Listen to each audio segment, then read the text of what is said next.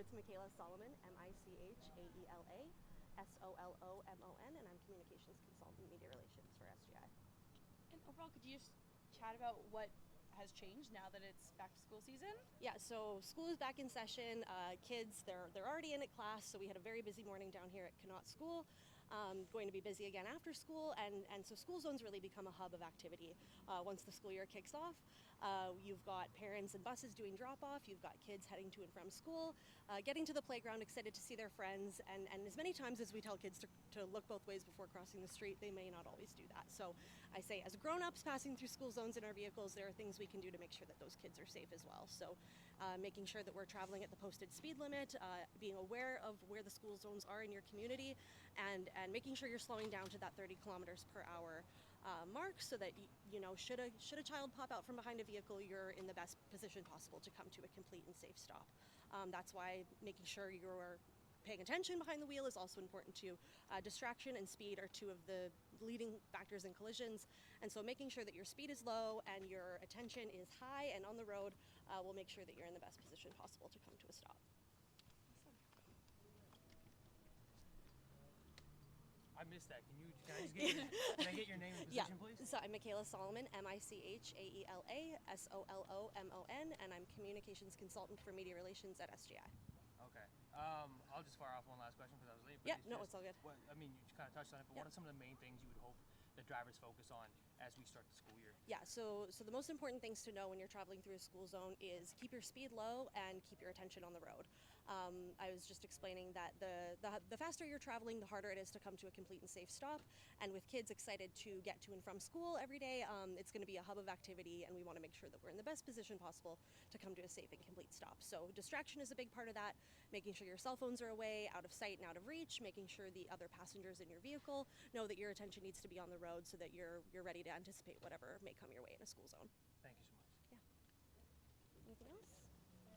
I think I'm good if you want to send the next tribute up. Sure. What do you guys want? Director of Public Regina Public? Yeah. Mark?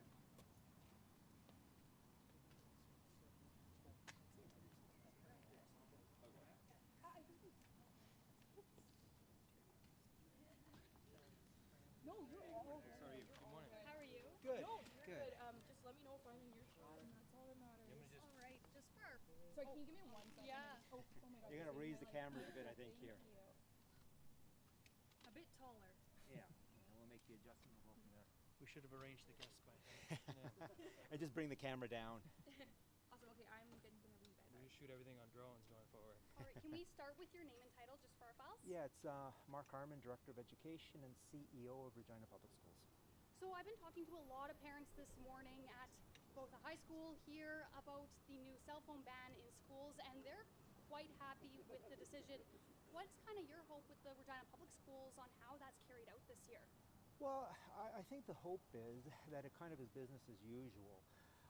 Certainly, a lot of the research shows that cell phone use in schools has a bit of a negative impact on students. This is going to mitigate that.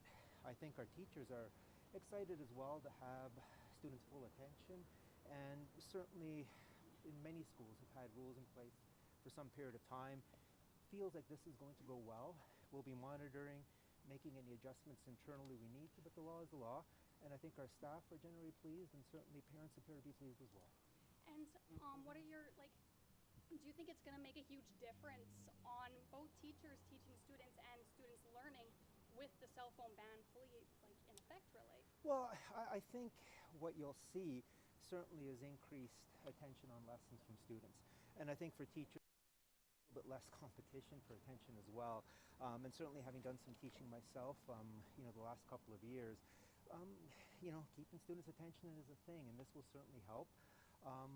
And again, we'll see how this goes, because I think technology is a valuable classroom tool, and hopefully over the course of time, we'll be able to make some adjustments going forward. But I think in the short term, again, it is the law. I think staff are ready to implement this, and certainly parents seem happy, and I think students as well will make an adjustment. And again, hopefully what we'll see in a couple of weeks is business as usual, and students learning, teachers teaching, and success for everyone in our system.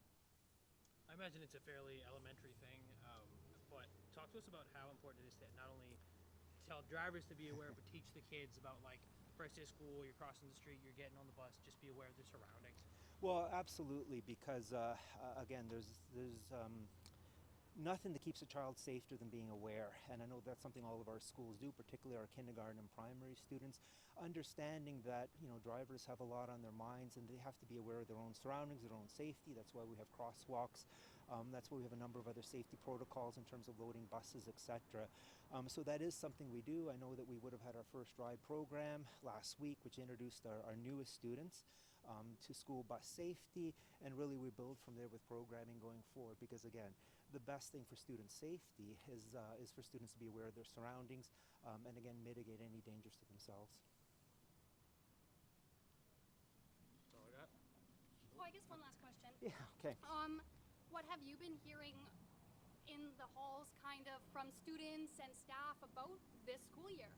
Well, I think there's a lot of excitement. I think last year was a very difficult year, kind of not only across Regina and Saskatchewan, but across Canada. I think post-pandemic there are learning lags and things that staff are very aware of, and I know that that's what we're focusing our efforts on. But I think there's excitement.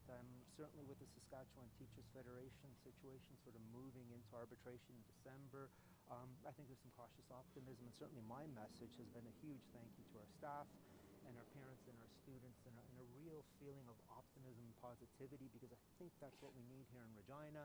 It's what we need in Saskatchewan. It's what we need across the country, because education is wonderful, and this is our New Year's Day. It's an exciting time, and certainly the people I spoke to inside of this building are feeling very excited about school going forward, and that's something we're going to try to keep on.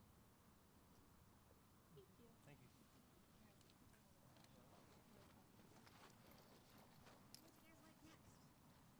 Whoever's feeling chatty, yeah. Chris closest. That works also. Chris is the, oh, you guys want to get Chris first and then RPS? Sure, yeah, let's do that.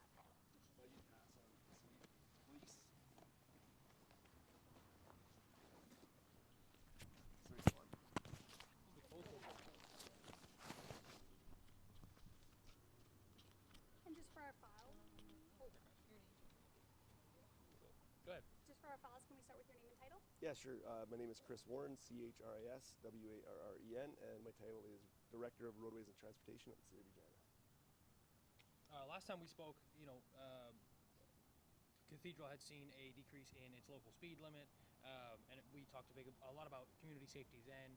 How important are messages of community safety, especially on a day like today, on a week like today, where everyone's kind of making that adjustment to seeing hundreds of thousands of little kids running in all types of directions? Yeah, absolutely. At the City of Regina, traffic safety is so important, and we know it's important for us as well as the residents of our community. So, the introduction of our first ever community safety zone is something that we were very excited to do, where we see a reduction of speed limits to 40 kilometers an hour throughout the entire neighborhood. This is a community safety zone where we have an opportunity to enhance safety for our pedestrians, for our cyclists, for our kids, for our motorists. And we're excited to do that. We also recognize that school zones safety specifically is extremely important as well. We have so many of our vulnerable kids and residents, walking those streets. And sometimes we know that kids make mistakes. We know sometimes motorists make mistakes. So we just want everybody to be ultra vigilant. In those school zones, even within this community safety zone, we're still at 30 kilometers an hour. So, we just ask residents to keep an eye out for, sorry. We just ask residents to keep an eye out for those, the school zone signs, the playground zones. Pay attention to the speed limit, 30 kilometers an hour through the school zone, 40 kilometers an hour in the remainder of the community safety zone. In the school zone specifically, making sure motorists know where they can or cannot park, paying very close attention to the no stopping signs, the no parking signs. Because we know that we ask residents to stay 10 meters away from those intersections and those crosswalks, because we know sometimes we just can't see those kids when we're parked so close to those crossings.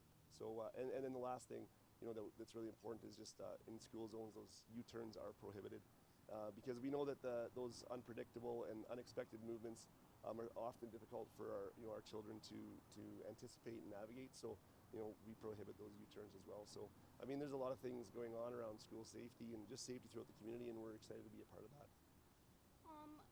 I guess with now like college, like university students back in class,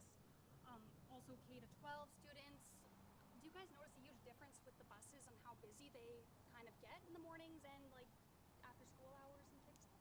Yeah, so I mean, we do have a transit department. I'm not 100%, sure exactly what goes on at transit, but I do know that, we do expect and anticipate, a huge uptake of transit users.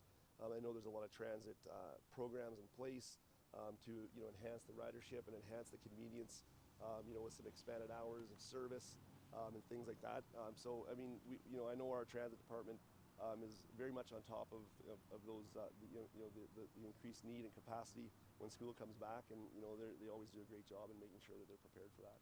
And with back to school officially here, what do you hope drivers kind of keep top of mind when they're on the road in town, in the city? Yeah, absolutely. So again, we know with school zones, we know that it's our most vulnerable residents in our community, our kids, right? So we need to use extra care and attention, to be ultra vigilant, watching our speeds, watching for those crosswalks, watching for those unexpected movements of children, as they navigate their way to and from school. We just ask residents to really get to know the school zones and those playground zones in their neighborhoods. Get to know the school zones and the playground zones that they'll be navigating on their commutes to work and things like that. And just really, just use care and attention and slow down and, just keep an eye out for our kids. Thank you. Thank you. Thank you. Really getting my arm workout in today.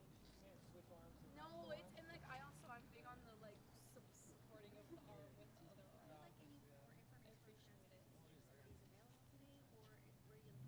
That could be okay. Hello. Good enough. Thank Good you. morning. How are you? Good, how are you? Good, thanks. Just to take one small step closer, please. Yeah. Thank you. There we go. You're on it. Oh, just one sec. We'll start off with your name, please. Kate, Sergeant Shannon Gordon. I'm with the Traffic Safety Unit. First question. Oh, sorry. Yes, Gordon is Gordon, and Shannon Shannon. First question for you up top is, I hate to ask you, but how serious is a speed violation in a school zone? What are some of the repercussions you're looking at if you're going over 30 in places where you shouldn't be going over 30? So, under the Traffic Safety Act, there are increased penalties for speeding within a school zone. So, where a driver would normally be expected to, say, make a $100 payment in a school zone, that could be close to double what it would be in a 50-kilometer-an-hour zone. So were you patrolling the streets this morning, kind of in the school zones and stuff? I was driving around in the area, just kind of making sure that parents were following safe drop-off spots. The crosswalks were being observed. We also have other members of our traffic safety unit that were in the area as well.